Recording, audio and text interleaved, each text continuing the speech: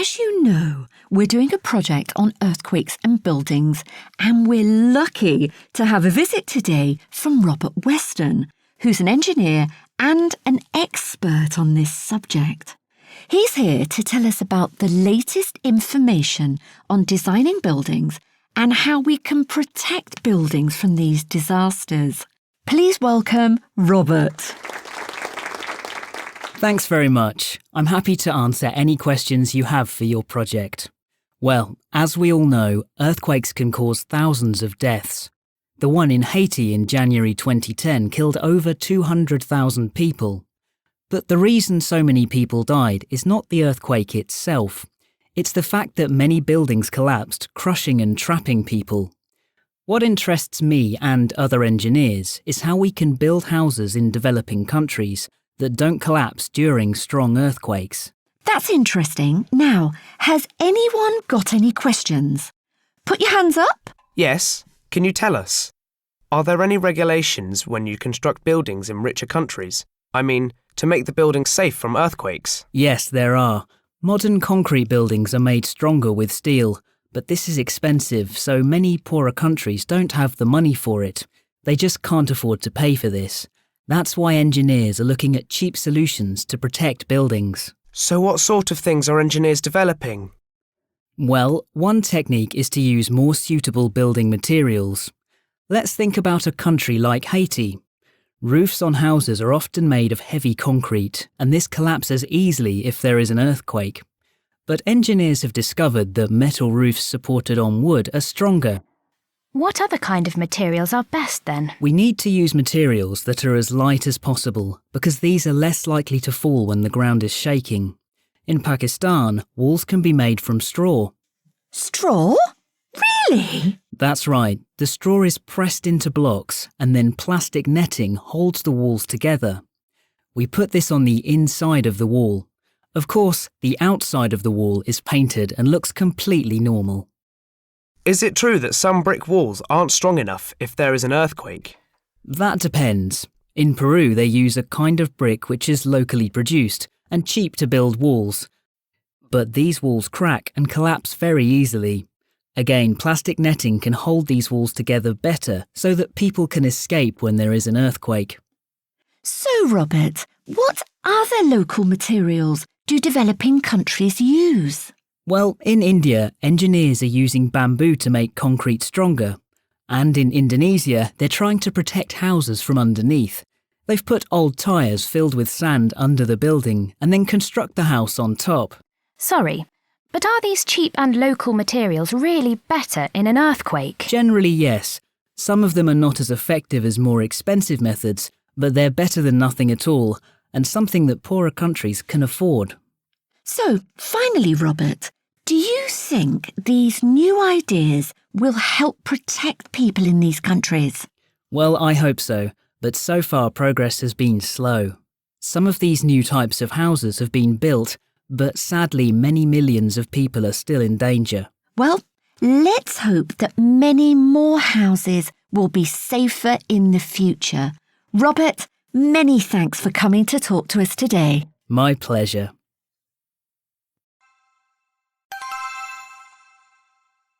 Speaker 1. Well, I live in a historic town. It's really old and beautiful. I just love it. We have everything, We have lots of historic buildings, monuments and ruins, and we have modern stuff. They built a new gallery last year. So now we also have modern architecture. There are lots of modern facilities, schools, health centres, shopping centres, restaurants and so on. There's always building work going on. But we also have older shops too. And then you can drive straight to the coast to get some sea air. We are close to everything. Perfect, in my opinion. Speaker 2. We live on the edge of a big city, a modern jungle. We can easily get into the city to see the latest shows, and getting around is no problem. We have a great transport system, and there are streetlights everywhere, so it's safe in the evenings. We've got most facilities in our area. There are nice modern apartments with air conditioning or central heating, but there are always people moving in and out, so we don't really know our neighbors. It's pretty quiet during the day, as everyone is at school or work, but in the evenings, there's a bit more happening. Speaker 3. I live with my parents in the countryside. Mum's a writer, so she likes a quiet place to concentrate. Some people might think it's a bit boring and we stay in all the time, but in fact there's plenty to do. The scenery is spectacular. There are loads of open spaces. We live in a valley and there's a lake where we go sailing and kayaking. I like watching the countryside change in the different seasons. Last night the moonlight was so bright I didn't need a torch when I got home after dark. There's no pollution here and no noise. It's just a great place to live.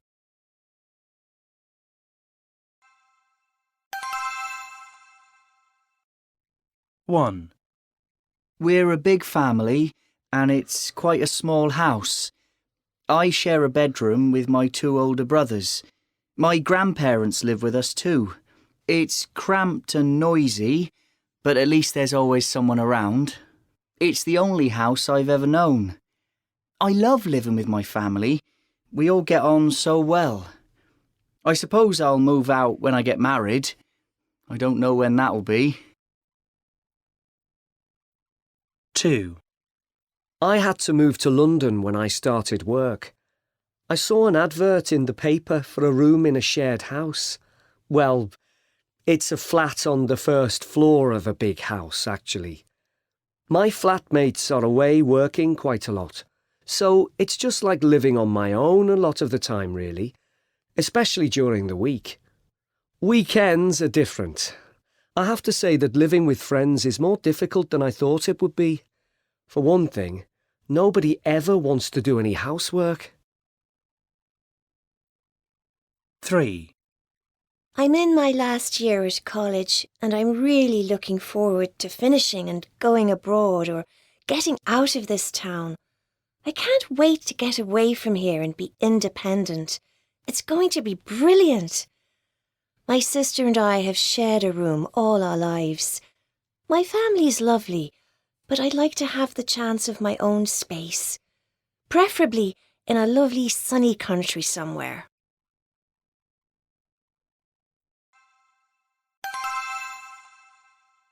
One.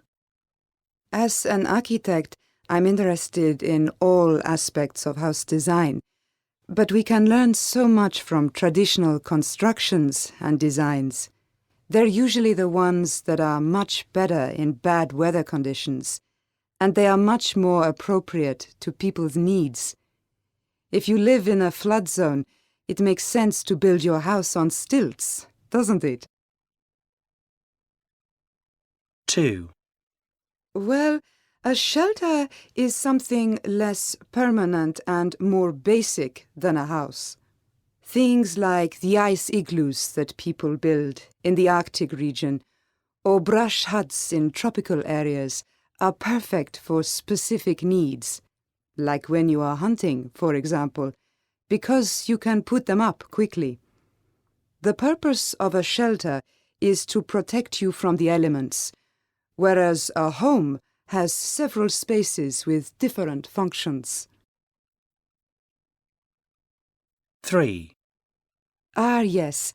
A ger combines elements of both a shelter and a home. It has a fireplace and maybe a chimney, or at least a smoke hole, and separate areas for men and women. It isn't as solid as a brick or stone house, but it's certainly easier to take down and put up, which is what nomadic people in Mongolia need. 4. Usually, the most important thing is the local climate. You know, if you live in Turkey, why build a house under the glare of the hot sun if you can adapt a cool cave? Cave houses are some of the oldest homes known, and they're a lot less basic than you might imagine. They're the best solution in really hot climates. Of course, the colder the climate, the warmer your house needs to be. Central heating, especially when combined with double glazing, heats buildings more efficiently than open fires. 5. Well, modern homes are fairly similar wherever they are in the world, which doesn't necessarily mean that they are the best design for every situation. And in our crowded cities, they're getting smaller and smaller. I think, even with a modern home, you should make sure the design is the most appropriate for your climate and your needs.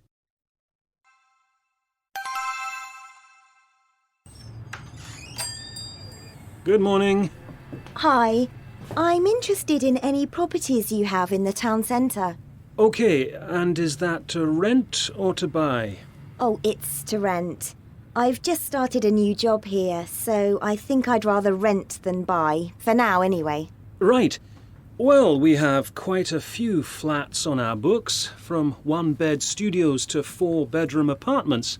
I'd prefer something small, but not too small. I imagine I'll get a lot of friends staying with me. So, 2 bedrooms, and preferably with a lift. I cycle a lot, and I don't want to carry my bike up lots of stairs. Well, most of the modern buildings have lifts, but a lot of the properties in the centre are quite old. Would you rather look at new places or older ones? I don't mind. At this stage, I'm just getting an idea of what things are like here. OK, so you're new to the area? Yeah, I lived in a little village up near the mountains until recently. Oh, that sounds lovely. To be honest, I prefer towns to villages. The problem with a village is that everyone knows your business. Maybe I'm unfriendly, but I like the way the town is more anonymous. Ah, yes. I've heard a few people say that. I must say I prefer living here. I suppose I like my privacy too. Right, what about garage space? Do you need that? No, I haven't got a car. I prefer to walk or cycle. It keeps me fit. Of course, you mentioned your bike. Yeah.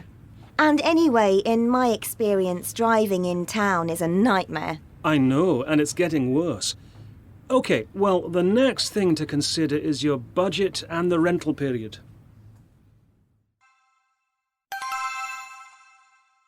Part 1.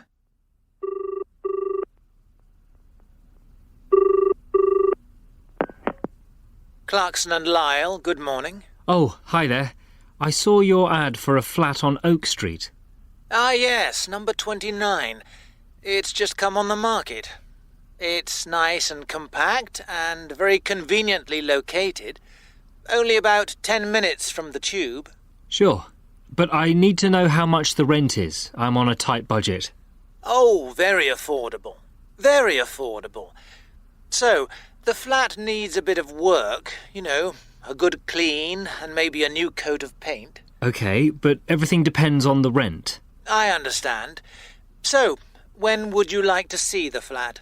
I can make 2 o'clock today, but can you tell me about the rent? And the name is? Paul Mitchell. Splendid, Mr. Mitchell. I'm William Lyle. That's Lyle. And I shall see you at 29 Oak Street at 2 today. Yes, OK, but I do need to know how much the rent is. Oh. Part 2. So, any luck with the flat? What was it like? It was a complete waste of time. How come? Well, you expect flats to be compact, but this was a joke. You couldn't call it compact, it was just cramped. The kitchen was about half the size of a cupboard. Yes, but you have to start somewhere. I know, but it wasn't just the size. There wasn't any central heating. A bit chilly then. It wasn't chilly, it was freezing. And it's only April. What would it be like in winter? You're right. What about the location? Where is Oak Street? Down by the park. It's quite a nice area, but not very conveniently located. The agent said it was 10 minutes from the tube, but it was more like 20. And that's not all. The state of the place. The agent said it needed a bit of work, but it was completely run down. The roof needed fixing and the bathroom and kitchen were really dirty. So, how much was the rent on this place? The agent didn't tell me until I'd actually seen it. £550 a month. It was supposed to be affordable, but that's just overpriced. It's not worth it. No wonder you're not going to take it. It's a shame, because I wanted to live by myself, but I think I'm going to have to try a shared flat.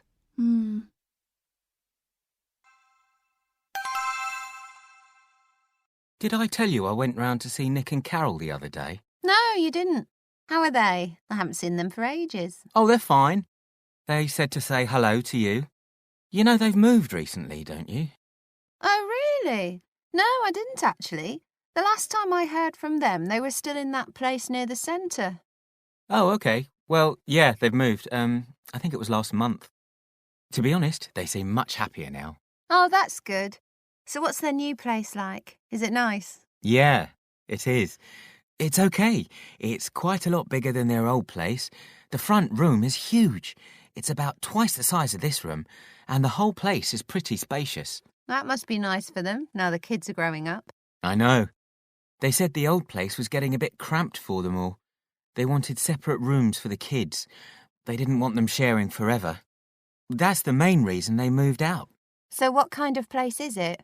I mean, is it a house or an apartment? Oh, it's an apartment. It's on the 3rd floor of an old block. It's a little bit run down, and they'll need to do quite a bit of work on it, but they've actually bought it, so they can do what they want to it. Lucky them. All those weekends spent painting and decorating to look forward to. I know. I don't envy them. It has got real potential, though.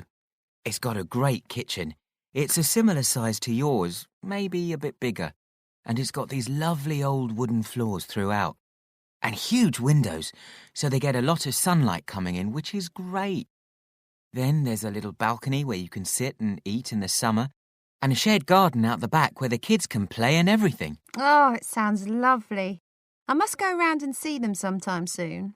Yeah, I'm sure they'd like that. The only problem is, though, it's not as central as their old place was. It's quite a lot further out, so it takes quite a long time to get there. Oh, OK.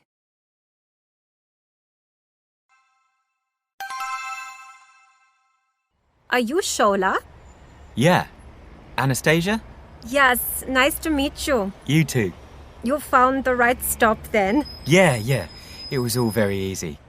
Is the flat near here then? Yes, it's just down this side street. I just thought it was easier to meet here. No, sure. It's very convenient to get around then.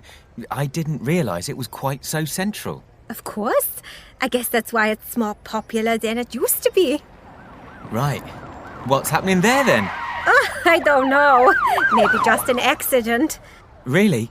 Because I saw a burnt car on my way here. Seems a bit rough.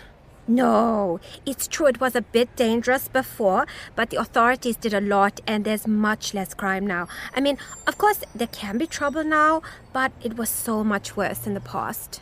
The graffiti's kind of cool. It is cool. And of course, we have the park and the river. Yeah? You like running? Not really. Well, it's good for sunbathing then. Bit chilly for that. In the summer, though, you can go naked. Okay. So, here we are.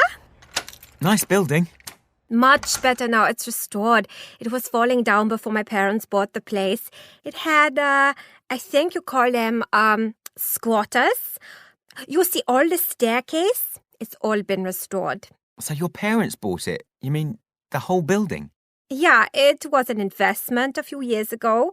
Property prices have gone up a lot now. Right. So, we're on the top floor. Wait, there's no lift? No, it's not possible. Almost there. Okay, you're here. I'm not as fit as I used to be. I guess you must be used to it, though. Yeah, I'm much thinner than I was. I've lost 30 kilos. Really? No, I'm joking. But it keeps you fit, so come in. Here's the living room. We share. Okay, nice. Oh, great view. Yes. And this would be your room. Okay. It's a bit smaller than I expected. Really? I had another Englishman here who said it was cozy. That's one word, but not much space if I wanted a friend to visit. Can I have visitors? I'm afraid not. I want you to myself. I'm joking, of course. It is very small, I think, with visitors, but I can recommend some places nearby. Okay. Well, the kitchen's nice and big. Is it okay if I cook here whenever I like? Sure, as long as I'm not preparing something. Right. That might be awkward. But there's a microwave. You can do microwave meals. Hey, nice speakers. You like music, yeah? Would you mind if I played my music in here? Within reason. Obviously, you can't play rap. Well, that's okay. I'm not really into... I'm joking. Of course. I love rap. Okay. Well, rap's okay. You know, I think I've seen enough. I'll show you the toilet. I have a couple of other places to see, so I'd better get going. Okay. Well, ring me when you've decided. Sure.